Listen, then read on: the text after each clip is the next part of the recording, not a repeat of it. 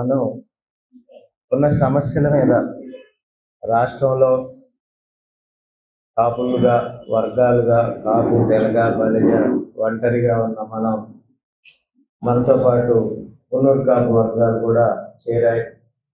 7 ముంపు మండలాలు రాష్ట్ర విభజన జరిగిన తర్వాత ఒక 7 మండలాలు ఆంధ్రప్రదేశ్లో కలవడం జరిగింది. కాబట్టి మనతో పాటుగా మున్నూరు కాపు సోదరులు కూడా రాష్ట్రంలో ఉన్నారు. ఇన్ని వర్గాలుగా ఉన్న మనం రాష్ట్రంలో అనేక సమస్యలను ఎదుర్కొంటా ఉన్నాం. రాష్ట్రంలో కాపు సమస్యల మీద ఒక సమస్య పెట్టి మనం మాట్లాడుకోవాలంటే నేను 3 రోజుల నుంచి చాలా గమనించాను నేను రాష్ట్రంలో ఉన్న పరిస్థితుల్ని. ఒక జర్నలిస్ట్ సోదరుడు ఎజెండాలో చేర్చితే దాని మీద పెద్ద ఎత్తున మాట్లాడేవాళ్ళు ఉన్నారు మనతో.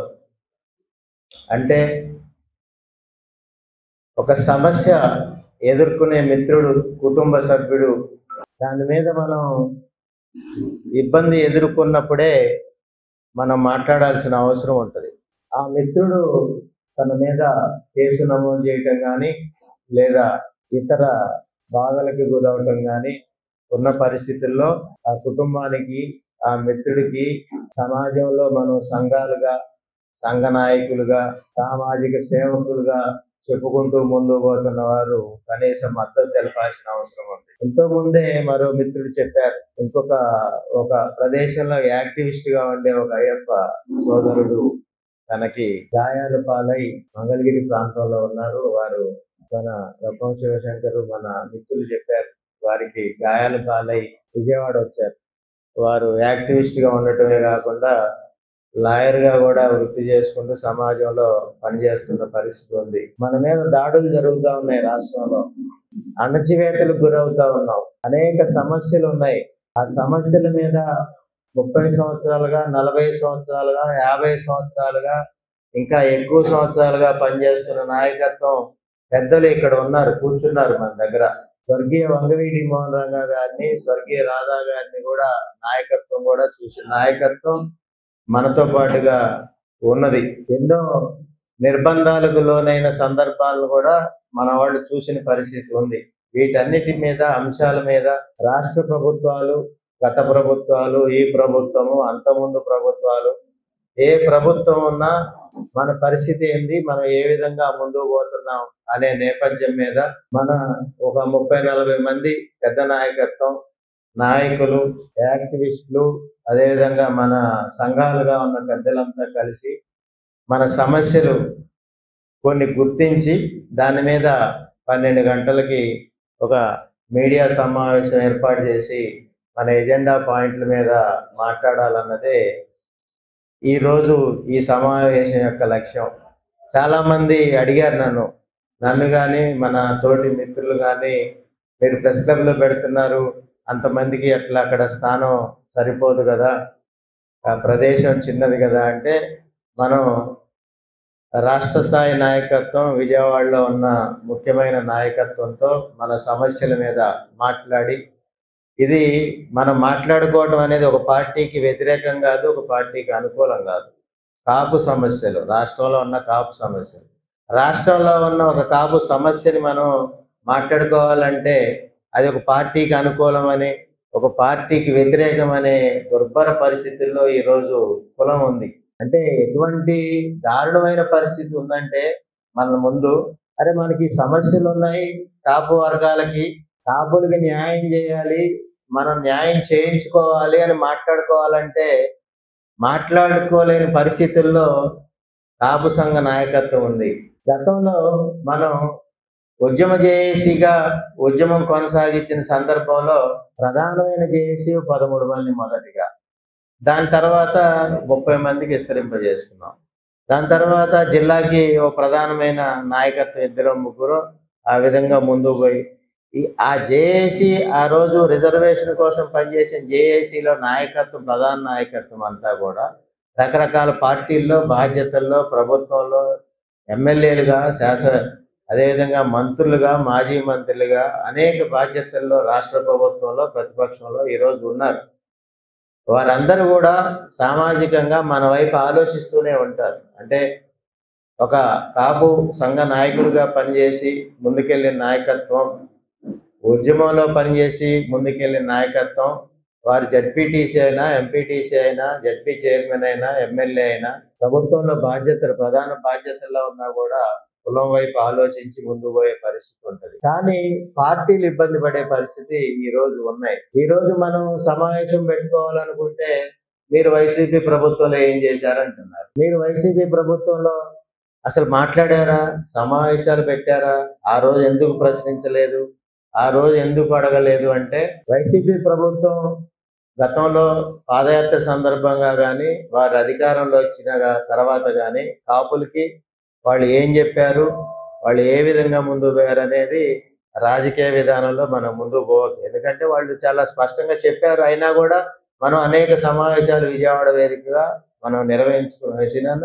విజయవాడ వేదికగా వైసీపీ ప్రభుత్వం ఉన్నప్పుడు మనం ఎస్ఎస్ కన్వెన్షన్లో పెట్టుకున్నాం, అమరావతిలో పెట్టుకున్నాం, అమ్మ కళ్యాణ మండపం, మళ్ళీ ఇదే ప్రెస్ క్లబ్లో, అదేవిధంగా ఫిలిం ఛాంబర్లో, అనేక వేదికల్లో, విజయవాడలో, గుంటూరులో దామాషా ప్రకారం సీట్లు కావాలని మన సోదర బృందాలు పెట్టాయి. ఇట్లా అనేక చోట్ల గత ప్రభుత్వంలో కూడా సమావేశాలు నిర్వహించాం. దాని మీద ఆ ప్రభుత్వాన్ని రిక్వెస్ట్ చేశాం, ఆ రోజున్న ప్రతిపక్షాన్ని రిక్వెస్ట్ చేశాం, ఆ రోజున్న ప్రతిపక్షాలని ఎన్నికల మేనిఫెస్టోలో మన డిమాండ్లు పెట్టమని కూడా మనం కోరాం. అనేక సందర్భాల్లో వాళ్ళని కూడా కోరాం. ఈ ప్రభుత్వం వచ్చినా కూడా వైసీపీకి సంబంధించి చర్చలు, సమావేశాలు జరుగుతుంటే దాంట్లో మన సమస్యల మీద మాట్లాడాలని కూడా కోరాం.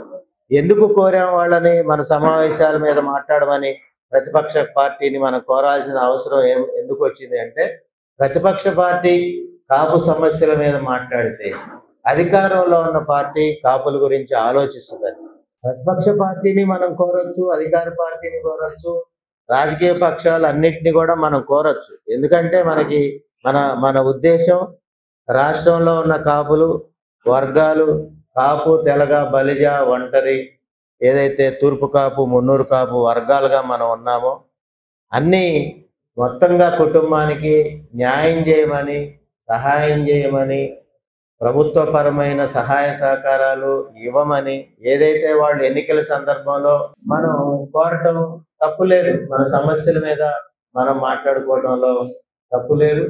కాబట్టి మనం అన్ని సమస్యల మీద మాట్లాడుకుని మనం అంతా కలిసి 12 గంటలకి మీడియా సమావేశంలో మన సమస్యల మీద మనం మాట్లాడుకుందాం.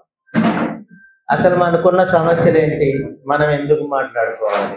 సంఘాలుగా మన మిత్రులు, అనేక సంఘాలు, ఎంతో మంది నాయకులు, సంఘ నాయకత్వం, అదేవిధంగా పార్టీల్లో ఉండే నాయకత్వం, పూర్తి స్థాయిలో మన కోసం పనిచేసేవారంతా మనకు న్యాయం చేయమని పదే పదే అడుగుతూ ఉన్నారు. ఎందుకని అడగాల్సిన అవసరం ఎందుకనేది మనం ఒకసారి ఆలోచన చేయాలి. ప్రధానమైన అంశం మనకి కొన్ని దశాబ్దాలుగా పెండింగ్లో ఉన్న అంశం బీసీ రిజర్వేషన్ అంశం. ఈ బీసీ రిజర్వేషన్ అంశంలో ఈ మధ్య కాలంలో మన సోదర సంఘాలు కానీ, మిత్రులు కానీ, మేధావులు కానీ ఎంతోమంది రిజర్వేషన్ అవసరం అనేది గుర్తించారు. మళ్ళీ తెరపైకి రిజర్వేషన్కి సంబంధించిన అంశం పదే పదే మన కుటుంబ సభ్యులు కోరుతూ ఉన్నారు. అసలు రిజర్వేషన్ అంశం ఏ పరిస్థితిలో ఉంది, గతంలో కోర్టులో ఎటువంటి కేసులు నమోదు చేశారు, మనకి ముందుగా ఉన్న రిజర్వేషన్ ఏ విధంగా తొలగించబడ్డది, తిరిగి ఉద్యమం కొనసాగిన నేపథ్యంలో మంజునాథన్ కమిషన్ కానీ, తర్వాత సిఫార్సులు కానీ, కాపు కార్పొరేషన్ కానీ, నిధులు కానీ, ఇవన్నీ కూడా మన కళ్ళ ముందు చూసిన పరిస్థితులు. అనంతరం జరిగిన పరిస్థితుల్లో పెద్దలు చంద్రబాబు నాయుడు గారు ఆ రోజు ఎన్నికల ముందు ఈడబ్ల్యూఎస్ సంబంధించిన అంశంలో 5% రిజర్వేషన్ అని చెప్పారు. ఆ 5% రిజర్వేషన్ సంబంధించి తర్వాత కోర్టుకు వెళ్ళిన నేపథ్యం ఉంది. వైసీపీ ప్రభుత్వం వచ్చిన తర్వాత దాని మీద మరో కేసు జరిగింది. అనంతరం హరిరామ జోగయ్య గారు దీనికి సంబంధించి హైకోర్టులో మరో కేసు వేశారు. అవి కోర్టు పరిధిలో ఉన్నాయి, కొన్ని కొట్టేయబడ్డాయి, ఒక కేసు కోర్టులో జరుగుతుంది. దీని మీద మనం కొంతమంది న్యాయ నిపుణులతో సలహా తీసుకుని కోర్టు పరిధిలో ఉన్న పెద్దల హరిరామ జోగయ్య గారు కానీ ఇతరులు కానీ ఆ కోర్టులో ఏ విధంగా పోరాడుతున్నారు, దాని మీద ఏ విధంగా ముందుకెళ్ళాలి, అవసరమైతే మనం న్యాయ నిపుణులతో సీనియర్ అడ్వకేట్లతో మనకి భారతదేశ అధ్యక్షులు చిదంబరం గారు కానీ సీనియర్ న్యాయవాది గంగయ్య నాయుడు గారు లాంటి చాలా కురువృద్ధులు మన సమాజంలో మన కుటుంబంలో చాలామంది ఉన్నారు.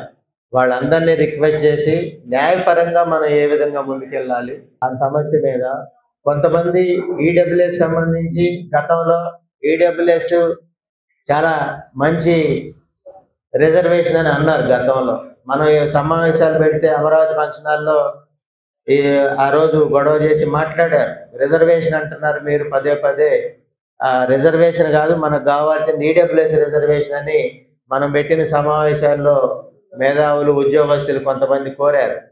తిరిగి మళ్ళీ ఇప్పుడు కొంతమంది కొన్ని సంఘాలు మరాఠా సిస్టంలో అక్కడ ఎన్డీఏ ప్రభుత్వం అమలు చేసే విధంగా 12% కానీ 10% కానీ డైరెక్ట్గా మనకి రిజర్వేషన్ కావాలనే దాంట్లో కొత్తగా మన మిత్రులు కానీ కొన్ని సంఘాలు కానీ పెద్దలు కానీ కోరుతా ఉన్నారు. ఇదంతా మొత్తంగా చూసుకుంటే కాపు బీసీ రిజర్వేషన్కి సంబంధించిన అంశం. ఈడబ్ల్యూఎస్ లేదా రిజర్వేషన్ సంబంధించి ఈడబ్ల్యూఎస్ అనేది ఈబీసీగా ఉద్యమం ప్రారంభించినప్పుడు 2003లో ఆ రోజు రవీందర్ రెడ్డి గారు ప్రారంభించినప్పుడు పూర్తి స్థాయి మద్దతు ఇచ్చి తప్పనిసరిగా అగ్రవర్ణాలలో వెనకబడిన పేద వర్గాలకి ఆర్థికంగా వెనకబడిన వర్గాలను కంపల్సరీ కూడా మనం సహాయం చేసుకోవాల్సిందే అని ఆ రోజు వల్లభరెడ్డి రవీందర్ రెడ్డి గారు ఉద్యమం ప్రారంభిస్తే పూర్తి స్థాయి మద్దతు ఇచ్చి నేను వ్యక్తిగతంగా దాన్ని ముందు తీసుకెళ్ళాను. ఆ సంఘటన వారు హైదరాబాద్లో జరిగిన స్వర్గీయ వంగవీటి మోహన్ రంగ గారి 78వ జయంతి సందర్భంగా ఆ వేదిక మీద చందు జనార్దన్ గారి ఆలోచనలతోటి పుట్టిందే ఈడబ్ల్యూఎస్ ఈబీసీ ఉద్యమం అని ఆయన మన పెద్దల ముందు ప్రకటించి నాకు ఆ గౌరవాన్ని ఇచ్చారు. ఈ సందర్భంగా ఈబీసీ ఉద్యమ నేత రవీందర్ రెడ్డి గారికి ప్రత్యేక ధన్యవాదాలు తెలుపుతా ఉన్నాను. మనం 2 రాష్ట్రాల్లో అదేవిధంగా ఉమ్మడి రాష్ట్రంగా ఉన్నప్పుడు కూడా ఎంఆర్పిఎస్ ఉద్యమానికి కూడా మనం పూర్తిగా సహకరించాం. గతంలో ఎంఆర్పిఎస్ ఉద్యమం స్వర్గీయ మిర్యాల వెంకట్రావు గారిని ఆదర్శంగా తీసుకుని ఉద్భవించిన సంస్థ ఎంఆర్పిఎస్. ఆ నేపథ్యంలో ఎంఆర్పిఎస్ ఉద్యమానికి మనం ఎంతో సహాయ సహకారాలు ఇచ్చి ముందు తీసుకెళ్ళాం. వారు గతంలో ఎన్నికల ముందు మన ఇంటికి వచ్చి ఆ విషయాన్ని ఆయన స్పష్టం చేసి ప్రకటించారు. ఆ రోజు మన ఈశ్వర్ గారు కానీ మన రవి గారు కానీ వీరంతా ఉన్నారు ఆ రోజు. అటువంటి ఉద్యమాలు చేస్తుంటే వెనకుండి వాళ్ళకు మద్దతు తెలిపి సామాజిక ఉద్యమాలకి మద్దతు తెలిపి ముందుకు తీసుకెళ్లిన ఘనత కాపు వర్గాలది అయినప్పుడు రాష్ట్రంలో కాపు సమస్యలను మనం ఎందుకు పరిష్కరించుకోలేకపోతున్నాం?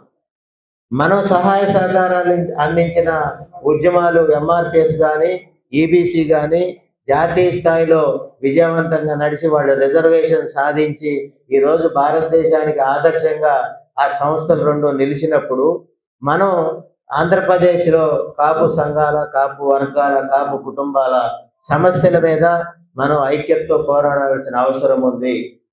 కాపు వర్గాల మీద జరిగే దాడుల్ని నిరోధించుకోవాల్సిన అవసరం ఉంది.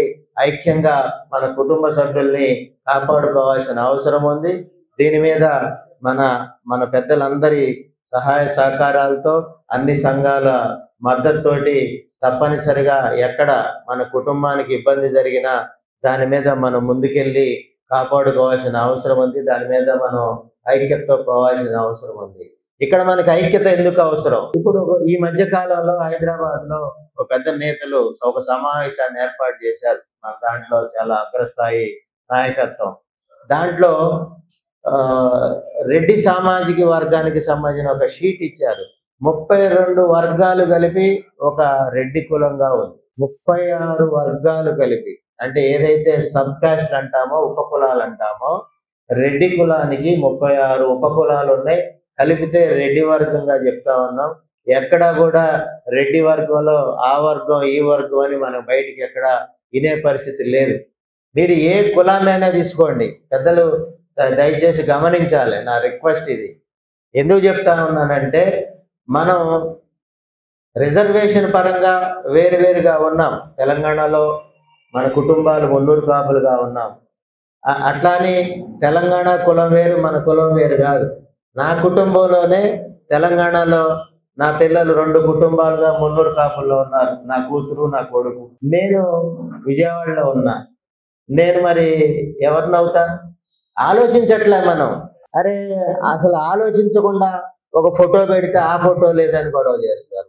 ఒక పేరు పెడితే ఈ పేరు లేదని గొడవ చేసుకుంటాం. మనకి మనమే మనం సరి చేసుకోవాలి. తప్పనిసరిగా అన్నదమ్ములను గౌరవించుకోవాలి, మనం సరి చేసుకోవాలి.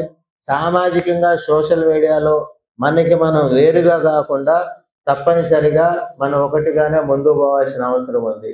ఈ రోజు రాయలసీమలో మన కుటుంబాలు ఏ విధంగా ఇబ్బంది పడుతున్నాయి. మనం 25% రాయలసీమలో ఉంటే మన కుటుంబాల్లో రాజకీయ పరంగా కానీ, లేదా ప్రభుత్వ పరమైన అంశాల్లో కానీ, లేదా పదవులు ఇచ్చే కార్యక్రమాల్లో కానీ, రాజకీయ పార్టీ పదవుల్లో కానీ ఎక్కడా కూడా మనకి గౌరవం లభించిన పరిస్థితి ఉంది. నాయకత్వం లేదా మనకి చాలా హేమాహేమి నాయకత్వం. చిత్తూరు నుంచి 6 జిల్లాల్లో, ఉమ్మడి 6 జిల్లాల్లో కనుక ప్రస్తావించుకుంటే కొన్ని వందల మంది అగ్ర నాయకత్వం, శ్రీకృష్ణదేవరాయలు గారి నుంచి మొదలు పెట్టుకుంటే ఈ రోజు దాకా రాజ్యాలు పాలించి వారసత్వంగా ఉన్న కుటుంబాలు ఉన్న పరిస్థితి ఈ రోజు రాయలసీమలో ఉంది. ఏ పార్టీ కూడా రాజకీయంగా మనకి రాయలసీమలో బలిజలుగా ఉన్న మనకి న్యాయం చేయలేదు. ప్రభుత్వ నామినేటెడ్ పోస్టులో న్యాయం చేయలేదు, లేకపోతే ఇంకొక రకంగా న్యాయం చేయలేదు. కానీ ఆ పార్టీని నడిపేది కానీ, ప్రభుత్వాలు వెనకుండి నడిపేది కానీ అన్నింటిలో కూడా మనమే ముందుకు పోతా ఉన్నాం. ఇటువంటి పరిస్థితుల్లో రాష్ట్రంలో ఉన్న కాపు వర్గాలు వాళ్ళ సమస్యల మీద పెద్దలుగా ఉన్న మీ యొక్క సలహాలు, అంటే ఇతర అంశాలు, వేరు పార్టీలకు సంబంధించిన అంశాలు, పార్టీలకు సంబంధించి విమర్శించుకునే అంశాలు కాకుండా మనకి ఏం కావాలి, మనం ఏం అడగాలి. ఇప్పుడు మనం కూర్చున్నాం, మనం పెద్ద నాయకత్వం, ఇప్పుడు సీనన్న కానీ, మీరంతా కానీ, కోటేశ్వరరావు గారు కానీ, అదే నాగేశ్వరరావు గారు కానీ, మనం గత 50-60 సంవత్సరాలుగా ఉన్న రాంబాబు గారు కానీ, ఇక్కడ ఉన్న నాయకత్వం, అదేవిధంగా చరిత్రను శోధించే నాయకత్వం మనకి ఈశ్వర్ గారు లాంటి నాయకత్వం. అంటే అసలు చరిత్ర, శిలాఫలకాలు ఏ విధంగా ఉన్నాయి, రాజుల చరిత్ర ఏంటి, ఈ విధానమైనది. కోటేశ్వరరావు గారు, రాంబాబు గారు, శాంతిరావు గారు, శ్రీనివాసరావు గారు అన్నలాంటి వాళ్ళు, వీళ్ళంతా మనకి 50 సంవత్సరాల క్రితం నుంచి విజయవాడ చరిత్ర గడ్డ మీద ఎటువంటి ఇవన్నీ కూడా సాక్ష్యాలుగా ఉన్న మీ నాయకత్వం అంతా కూడా ఇతర ప్రాంతాల్లో ఉన్న మన సంఘాలకి మీరు చెప్పే ఏదైతే మాటలు ఉన్నాయో మనం వారికి పంపే సందర్భంలో మీ మాటలు వాళ్ళకి ఒక మార్గదర్శకం అవ్వాలి. మీరు చేసే సూచనలు ఇతర సంఘాలకి, ఇతర నాయకత్వానికి సూచికలు అవ్వాలి. ఇగో మనకున్న సమస్యలు ఇవి, మనం దీని మీద తప్పనిసరిగా ముందుకు పోవాలి. మనం ప్రభుత్వంలో ఉన్న పార్టీని అడగాలి, ప్రతిపక్ష పార్టీని అడగాలి, అదేవిధంగా కూటమిలో ఉన్న పార్టీని అడగాలి, లెఫ్ట్ పార్టీలను కూడా మనం మద్దతు అడగాలి. ఎందుకు అంటే అది ఒక మోరల్ సపోర్ట్. జేఏసీ అని ఎందుకంటాం? తెలంగాణ ఉద్యమంలో జేఏసీ యొక్క పాత్ర ఏంది? పెద్ద సంఘము. అదేవిధంగా కొత్తగా ఆ వేదిక మీద కొత్తగా వచ్చి తెలంగాణ కోసం పోరాడే సంఘాలను కూడా ఎందుకు కలుపుకున్నారంటే ఐక్యత, యూనిటీ, నినాదం ఒకటే, వాళ్ళ యొక్క లక్ష్యం ఒకటే, కాబట్టి సమస్య పరిష్కారం కోసం. అదేవిధంగా మీరు 50-60 సంవత్సరాల సుదీర్ఘ అనుభవంతో మీరు చెప్పే మాటలు, మీరు చెప్పే సూచనలు మనం బయట సంఘాలకి, సమాజానికి ఒక మార్గదర్శకమై ఆ విధానంతో ఆ సమస్యల మీద మన సంఘాలు పోరాడే విధంగా మనం ముందుకు పోవాలి. ఇక్కడ అనేక మంది పెద్ద నాయకులంతా వచ్చిన నేపథ్యం ఉంది. ఇక్కడ ముత్యాల రామదాస్ గారు, జేఏసీ నాయకులు ఆ రోజు ఉద్యమంలో కీలకంగా ఉన్నారు. వీరు ఫిలిం ఛాంబర్ అగ్ర నాయకులు. అదేవిధంగా ఆకుల శ్రీనివాస్ గారు ఆ రోజు ఉద్యమంలో కీలకంగా ఉన్నారు, మీకు సుపరిచితులు. అదేవిధంగా రాష్ట్రంలో కాంగ్రెస్ పార్టీలో కీలకంగా పనిచేసిన నాయకులు. అదేవిధంగా మనకి అల్లుడి సాంబశివరావు గారు, శంకర వెంకట సాంబశివరావు గారు, రాధారంగా మిత్ర మండలి, అజ్జా పాండురంగారావు గారు, కోటేశ్వరరావు గారు, అదేవిధంగా కందినాయుడు గారు, కోరమామిళ్ళ ఈశ్వర్ గారు, అదేవిధంగా మార్కండేయులు గారు, వీరు గుంటూరు జేఏసీ పనిచేశారు. రొక్కం శివశంకర్ గారు ఉమ్మడి రాష్ట్రంలో అనేక కార్యక్రమాల్లో పాల్గొంటా ఉన్నారు. సాయిబాబా గారు మన దగ్గర బాగా యాక్టివిస్టు, మన సమస్యల్ని ముందుకు తీసుకొస్తూ తెర మీద తీసుకొస్తారు. మనకి సాయిబాబా నాయుడు గారే ఇంతకుముందు అయ్యప్ప గారి గురించి చెప్పడం జరిగింది. అయ్యప్ప గారు కూడా వస్తారని చెప్పారు. ఆయన వీడియో చూయించారు. కత్తితో కోసిన పరిస్థితి ఉంది. ఒక మన కుటుంబ సభ్యుడిని కోసిన పరిస్థితిని మనం చూసాం. ఆ సమస్యలు అనేవి మనకు తెలవని రోజంతా చెప్పుకున్నా కూడా అవ్వవు. కాబట్టి మనం సమైక్యంగా, ఐక్యంగా సమస్యల పరిష్కారం కోసం మనం ముందుకు పోతాం. కాబట్టి పెద్దలందరి సహకారంతో తప్పనిసరిగా రాష్ట్ర కాంగ్రెస్ ఆ విధంగా ముందుకు వెళ్తుంది. తప్పనిసరిగా మనం ఆ విధంగా సమస్యల మీద పోరాటం చేద్దాం. ఇబ్బందులు ఎదుర్కొంటున్న మన అయ్యప్ప లాంటి మిత్రులకి అండగా నిలుద్దాం. ఈ కార్యక్రమంలో పాల్గొన్న ప్రతి ఒక్కరికి ధన్యవాదాలు చెప్తున్నా.